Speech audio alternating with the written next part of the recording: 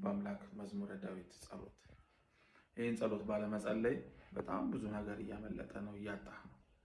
ለምሳሌ በረከት ጸጋ ትፈልጋለህ ወይም የለም? መዝሙረ ዳዊት ጸልይ። ህይወት ላይ ተንቀሃል፣ ሰዎች አያከብሩህም፣ ክብርህን አጥተሃል። ና መዝሙረ ዳዊት ጸልይ። ህይወት ላይ ማድረግ የምትፈልጋቸው፣ ማሳካት የምትፈልጋቸው፣ መተው የምትፈልጋቸው፣ ማሸነፍ የምትፈልጋቸው ነገሮችን ማድረግ አቅቷል። ና መዝሙረ ዳዊት ጸልይ። ለአንድ ወር ጸልይ። በጣም ትንሽ ነው፣ 20-30 ገጽ ነው። ጸልይና ለውጡን ታያለህ። እኔ በፍቅሩ ወድቄያለሁ። በጣም ብዙ ነገሮችን ያስተካከልኩት በዚህ ጸሎት እና ዛሬ ቀኑ ነው። ፕሊዝ ዝም ብለህ ጀምር። ይህን ቪዲዮ ባየበት ሰዓት ዝም ብለህ ተነስና ዝም ብለህ በቃ ሳታወሳስበው ከሌለህም ገዝተህም ምን ብለህም ቢሆን ዝም ብለህ ጀምር። ምግብን ብትበላ ችግር የለውም፣ ካልበላህም ጥሩ ነው። ጸልይ ፕሊዝ። ወንዶች